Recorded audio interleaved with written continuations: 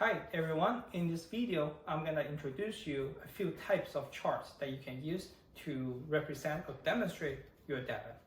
So first type is when we look at data, so if you have data that are categorical.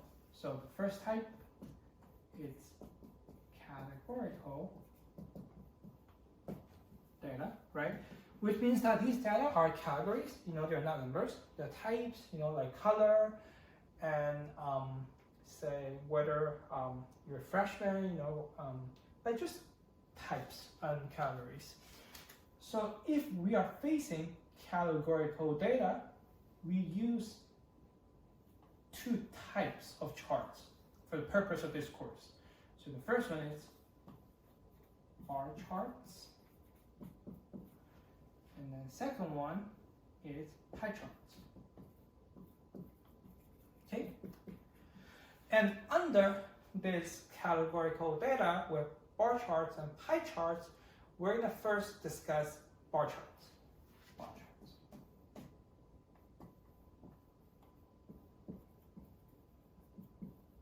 Okay, and for bar charts, you also have to decide whether you're facing a nominal type of data or ordinal type data. So whether it's nominal or ordinal, right? So just a quick review, nominal data, they're data that cannot be ordered or can't be ranked, where ordinal data are data that you can order them, okay? So we're gonna first talk about nominal data and how you'll be able to do a bar chart to represent them, okay? So the first example I'm gonna do is looking at data that asks students what's your favorite color.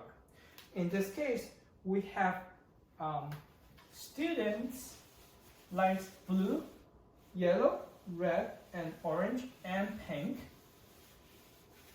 So we have favorite color. Okay, so there are blue, 10 students, yellow, 15, red, 20, orange, 25, and pink, 30. Okay, so I created a bar chart that I show on here to represent. Okay, so as you can see, the bar chart, each bars represents one category. So when you look at the horizontal axis or the x-axis, blue, yellow, red, orange, pink, they are the types, they're the categories that we have in our data. Okay, and then the y-axis or the vertical axis are the frequencies. So that shows you how many students like each type of color, which means that is the frequency. Okay, so one thing that I want to point out is that for nominal data, so in this case, these are nominal data, right? Because you cannot really rank them, whether it's blue is bigger than yellow, you just cannot really order them or rank them, right? But in this nominal data case, how you order your bar chart is based on the frequency. As you can see, the bars are ordered from shortest to tallest to represent the higher in frequency, right? So as you can see, pink 30, orange 25, red 20, yellow 15, and blue 10, right? So it's ordered by their frequency. Okay, very good. So this is an example of bar charts to represent nominal data. Okay, good, very good. Next, I want to give you an example that is category data, but they're ordinal. So next example, we're looking at ordinal data. So ordinal data. Okay.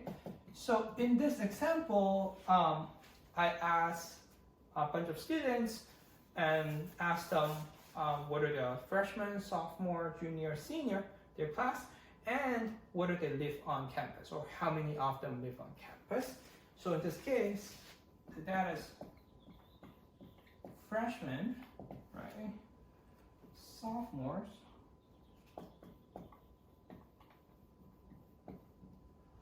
juniors, and seniors. Okay. So in this data set, 2,000 of the freshmen live on campus, and then 1,500 sophomores, 300 juniors, and 1,000 seniors. They live on campus. Okay. So as you can see, it's possible to rank them by their class, right? So of course, right? In a way that you can say senior is higher than juniors, and juniors is higher than sophomores, and sophomores are higher than freshmen. So in this case, the data are categorical because we are looking at the working for different categories or different types of data here, right? Okay, very good.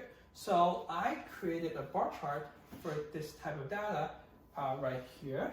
So as you can see, what's different when you look at this chart compared to the previous one is we don't order the bars by their frequency anymore, but instead we order them based on the categories, the types on the x-axis. So we're going to order them in a natural ordering way, right? So as you can see, freshmen, sophomore, juniors, and seniors, right? So we order them in the natural order way. Okay, very good. And this is an example for ordinal data with bar charts. Okay, next, I want to talk about pie charts. Okay, pie charts.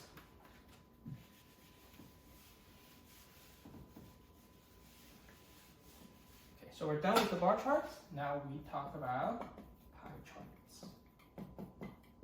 Okay, so for the pie charts, I like to go back to our first example with students' favorite colors. Okay, so the data are the same, but as you can see, now I put a pie chart here, right? So pie chart is like a pie, right? And then each type or each category is represented by a piece of the pie. And then different than bar chart where you have the raw frequencies represented on the chart. In the pie chart case, you will be looking at relative frequencies, which means is that you'll most likely be looking at percentages. So in this case, as you can see, 30% of the pie is represented by pink, and then 10% by blue, and then 15 by yellow, and then 20 by red, and then 25 by orange, right?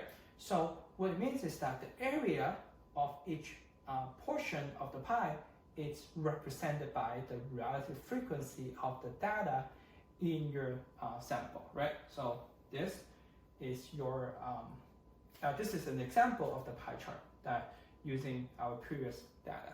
Okay, very good. Okay, perfect. So now we're kind of done with the data that are categorical, right? But what if you have data that are numbers, right? That values, then you'll be looking at quantitative data. Okay, so next section, we'll be looking at quantitative data. Okay, so it's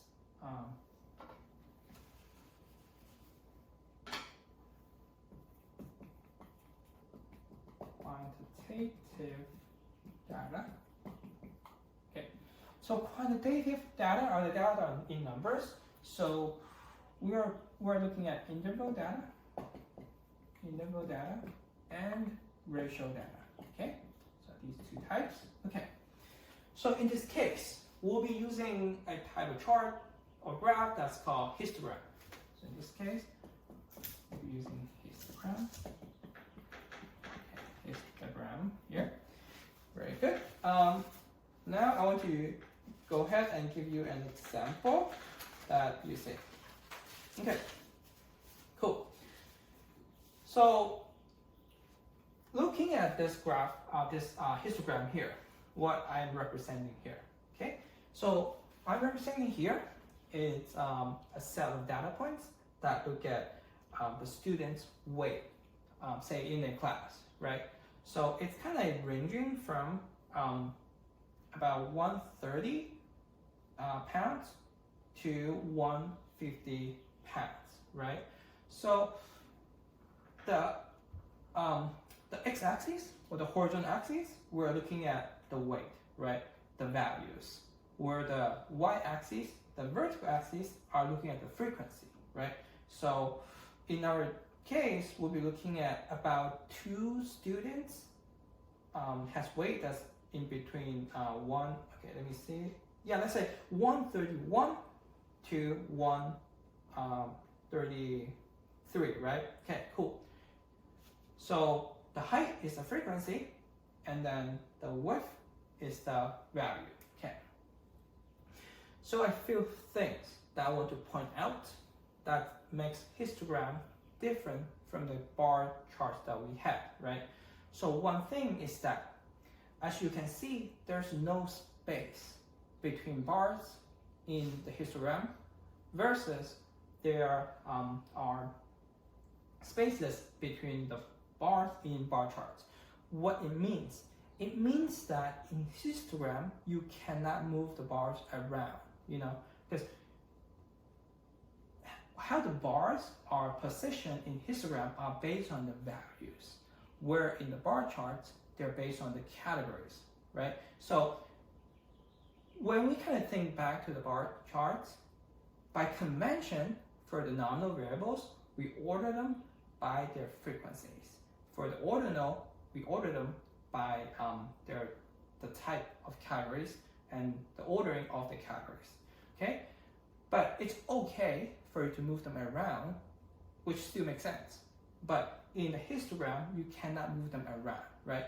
So since you cannot move them around in histogram, we kind of put the bars together, connect them together, and there's no space between them. And that's the first difference. Okay, and now, one thing that I want to talk about is that, is it okay for you to have the width of the bars that are different in histograms, right? So in this example, we see that the width of each single bar are the same, but it's okay for them to be different? The answer is yes, right? It's okay that you don't make your width of each bars to be the same, but we rarely see them. Okay, very good. And next, let me see if there's more information that I want to give you for this case. Okay, and I think that's all for this video. So in this video, we talked about if you have categorical data, right? You can use bar charts and pie charts. Where when you have quantitative data, then you will have to use histogram. Okay, very good. This concludes this video, and I'll see you in next video. Thank you for watching.